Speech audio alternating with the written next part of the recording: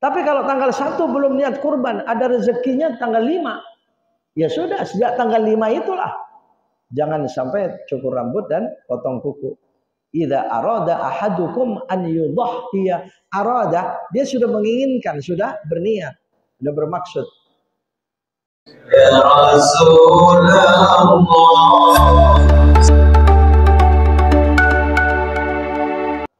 Maka sholatlah dan berkorbanlah. Kalau dibaca dari awal, dibahas dari awal itu, inna a'tainakal kautsar. Allah mengatakan pada Nabi, sungguhnya kami telah memberikan kepada engkau Muhammad nikmat yang besar. Pada saat itu, saat turunnya ayat ini, Nabi mengatakan engkau Muhammad. Sekarang Nabi Muhammad sudah tidak ada lagi. Ketika kita membacanya, engkaunya ini siapa? Kita. Ya, kita, karena kita mendapatkan nikmat. Oh, dalam 1 tahun nikmat berapa besar? Siapa yang bisa menghitungnya kita? Oh, ya kedipan mata saja susah dihitung, Pak. Dan itu nikmat dari Allah, belum yang lain-lain. Makanya Al-Kautsar. Al-Kautsar itu nikmat besar. Nikmat banyak sekali nikmat. Maka kalau teringat akan anugerah nikmat besar itu, fasalli, salatlah. Li rabbika, karena Tuhanmu, yakni ikhlas dan khusyuk. Wanhar, dan berkorbanlah. Ba'dul mufassirin membahas ayat ini, kalau dikaitkan dengan berkorban, berarti fasalli itu salat duha, salat Idul Adha. Maka salatlah, nah itu salat Id.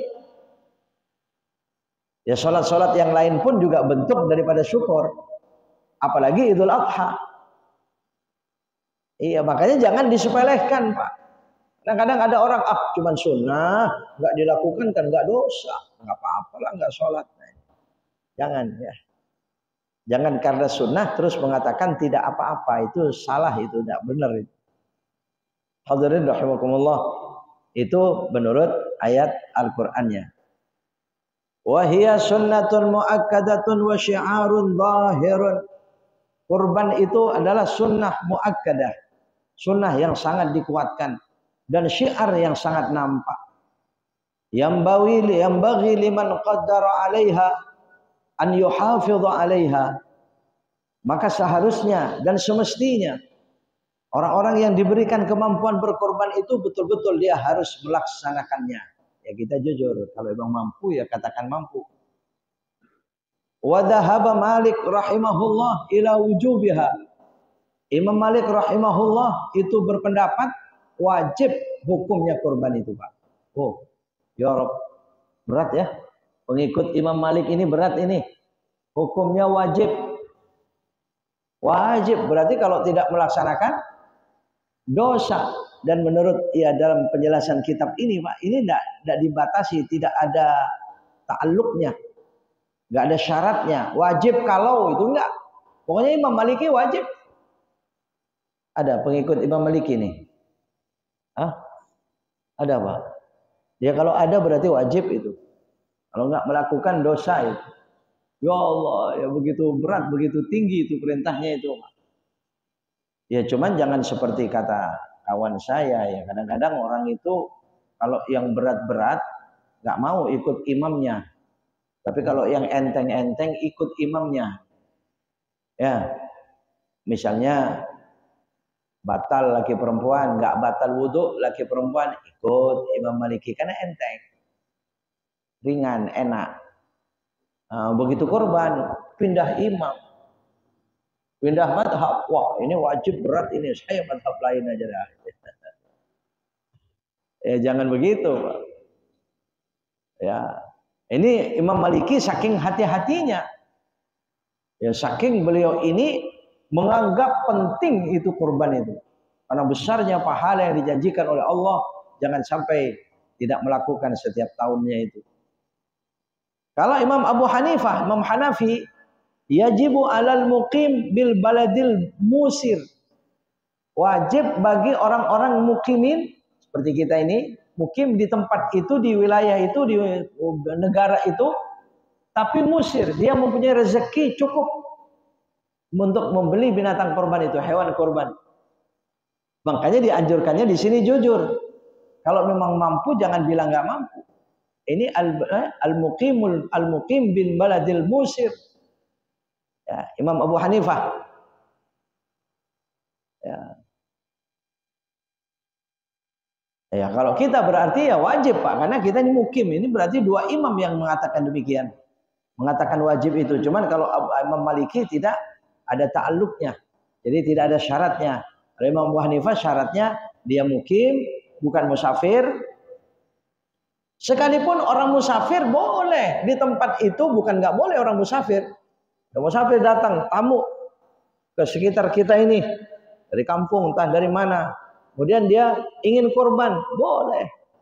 Seperti saudara-saudara kita di haji, sekarang mereka orang jamaah haji, mereka banyak sekali yang kurban. Bahkan luar biasa keuntungan yang, ya Allah ya Rabb, coba bayangkan 100.000 Pak.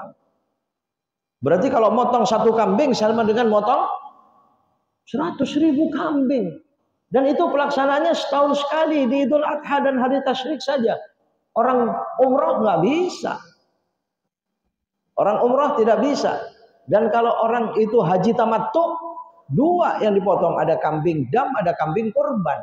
Kalau kambing bisa sapi, bisa onta. Terserah mereka. Kalau satu sapi di sana kurban, 100.000 sapi. Satu onta mereka kurban di sana. 100 onta. 100.000. Bukan 100 Pak. 100.000 bayangkan. Berarti kalau setahun sekali kan 100.000 tahun berkorban terus. Allah ya Rabb. Suatu keberuntungan bagi mereka itu ya, yang mampu bisa korban di sana. Makanya ada beberapa ya WA jamaah haji sekali dari sana Pak kepada saya ini sudah sekian banyak yang tanya tentang ya, cara-cara haji yang suka berbeda pendapat dan sebagainya itu termasuk kurban. Saya mengingatkan, saya menganjurkan Bapak Ibu kalau bisa usahakan betul-betul bisa melaksanakan kurban di sana. Ya. Sekalipun statusnya musafir, musafirnya orang ke sana, orang ibadah haji atau jamaah haji itu tidak seperti kita di sini, Pak. Kalau kita di sini kan 3 hari 3 malam. Dan ini masih berbeda pendapatnya dari imam ke imam, dari mazhab ke mazhab berbeda. Tapi kalau orang haji itu selama di sana itu musafir. Ya, tetapi mereka jarang yang mengqashar sholat kalau di Masjidil Haram. Ya karena kalau mereka mengqashar sholat jadi nggak bisa berjamaah di Masjidil Haram nanti. Wah, ya rugi. Makanya mereka tidak pernah qashar kecuali di Arafah pada saat wukuf. Nah, kalau pada saat wukuf itu di tenda-tenda itu biasanya sholat zuhur, sholat asar itu dijamak dan diqashar. Boleh. Sekalipun dia sudah 1 bulan di sana. Lebih bahkan. Nah itu rukhsah, itu keringanan dispensasi yang berbeda dengan tempat lain, ya keutamaan yang berbeda. Di sana itu seperti itu. Nah, namun demikian tidak semuanya juga. Dari tenda ke tenda itu mereka sholat zuhurnya biasa, cuma jamak saja dengan asar, tidak diqashar. Ada yang semacam itu. Nah kita ya Allah 100.000 itu kalau di Makkah, kalau di tanah haram, kalau di Madinah.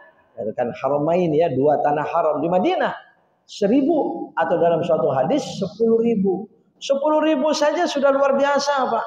Coba bagaimana kambing 10.000 sebanyak apa kira-kira itu? Masjid ini muat nggak kira-kira? Nggak muat Pak, 10.000. Apalagi 100.000. Ya Allah marzuqna, Allah maj'alna minhum, jadikan kami atau rizkikan kepada kami semua, kita semua termasuk bagian dari Allah rizkikan yang demikian. Amin. Allahumma amin. Nah, itu Imam Abu Hanifah. Hanya saja pendapat yang mewajibkan itu banyak para ulama mamnu'atun bis sunnati syarifah. Ada hadis Nabi Shallallahu alaihi wasallam yang jelas mengatakan bahwa diwajibkan kepadaku, kata Nabi, kurban wa huwa sunnatun lakum, itu sunnah bagi kalian. Wah, kalau Nabi wajib Pak. Ya, kalau Nabi kurban wajib. Sejak disyariatkan nggak pernah meninggalkan Nabi. Ya, tapi sunnah bagi kita. Ya untung saja, coba kalau langsung Nabi mewajibkan, wow betapa beratnya ya. Iya yang gampang rezekinya. Yang tidak. Tapi ternyata ada solusi kepada orang-orang yang memang tidak mampu. Jujur memang dia tidak betul-betul tidak mampu. Insya Allah nanti dibahas. Ya, kemudian hadis yang lain. Ad-Daruqutni, Nabi bersabda, kutiba alayya nahru wa laysa biwajibin alaikum. Telah diwajibkan kepadaku berkorban, memotong hewan kurban, wa laysa biwajibin alaikum, tetapi tidak wajib bagi kalian. Nah, ini hati-hati ketemu hadis yang semacam ini melemahkan semangat ingin berkurban. Karena bahasanya laisa biwajibin, tidak wajib bagi kalian. Akhirnya orang mengatakan enggak wajib, ya sudah enggak penting lah. Nah, takut digitukan, Pak. Nah, ini sebenarnya hanya menunjukkan hukum fikihnya. Perintah yang sangat tinggi untuk menyembelih hewan kurban itu tidak sampai kepada hukum wajib yang kalau tidak dilaksanakan itu berdosa, itu tidak menurut hadis ini.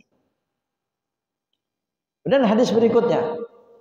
Nah, ini kalau dibahas minggu akan datang, wah itu telat ini, Pak. Nah, ini yang banyak ditanyakan ini. Idza ra'aitum hilala dzilhijjah. Hadis riwayat Ummu Salamah radhiyallahu anha, istri baginda Rasul Nabi sallallahu alaihi wasallam. Idza ra'aitum hilala dzilhijjati, kalau kalian melihat yakin dengan tanggal 1 Dzulhijjah sudah datang. Nah, mungkin insyaallah besok hari Selasa kali ya, 1 Dzulhijjah.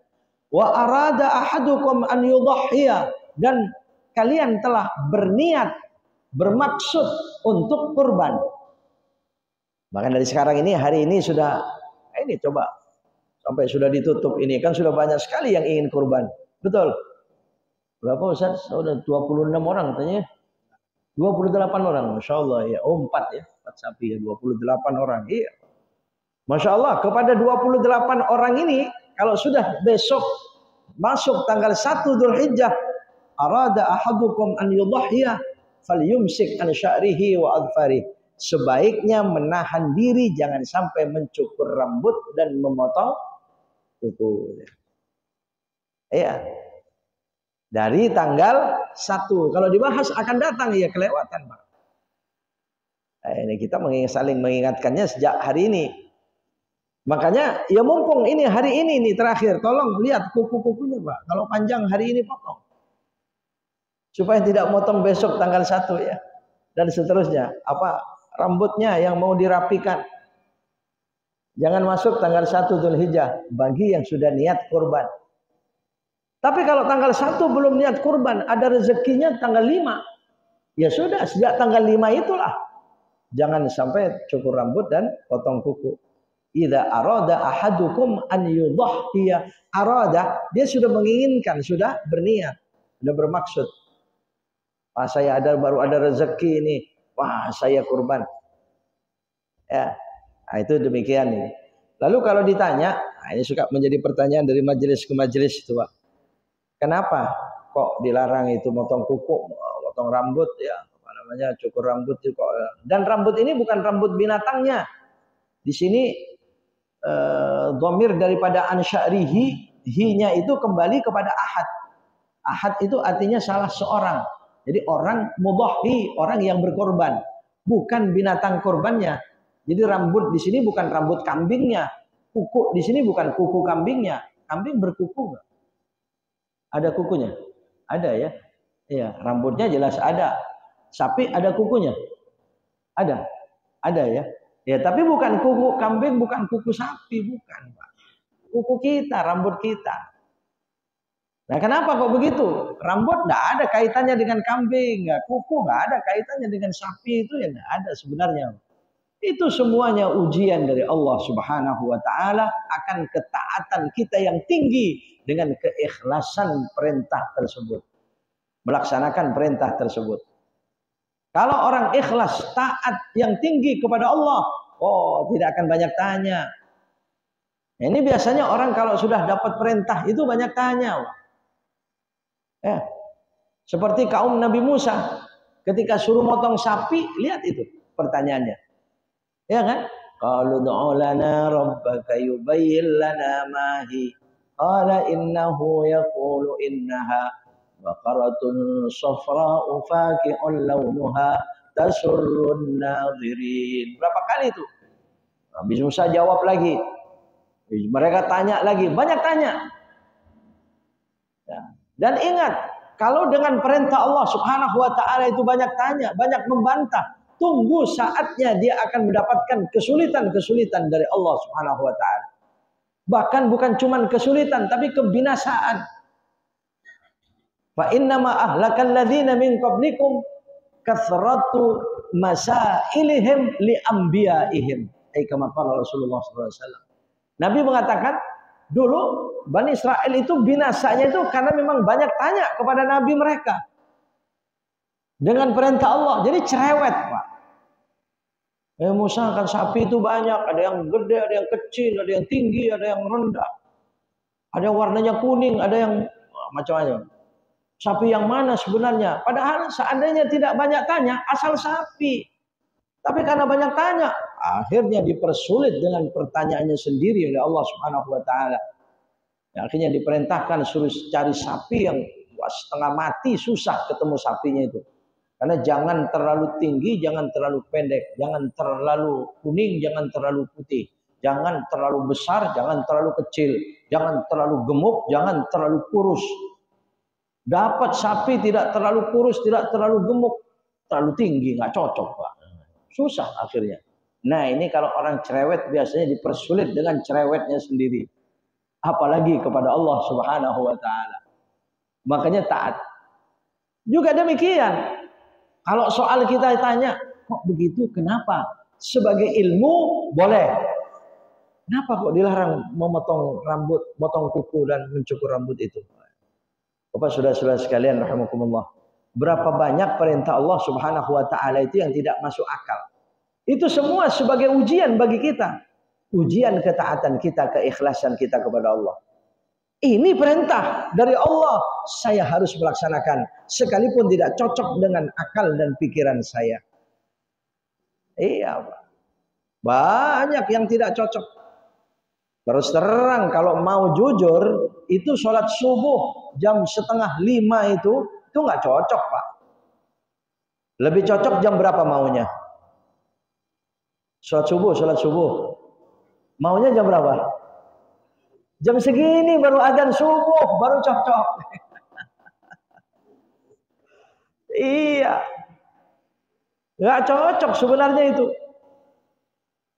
Iya, coba misalnya nawar terus, ya Allah, kenapa sholat subuh itu 4:30 ya Allah? Susah bangun dari tidurnya kalau jam segitu, kenapa? Wah, nanti malah dirubah oleh Allah Subhanahu wa taala, lebih susah lagi. Takut itu ya, seandainya misalnya seperti itu. Hati-hati.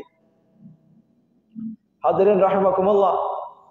Berapa banyak perintah? Coba lihat yang tidak masuk akal, perintah Allah yang tidak masuk akal. Saya teringat di mana ya? Orang ihram haji itu pada saat ihram banyak larangan-larangan yang tidak masuk akal. Orang haji nggak boleh pakai peci.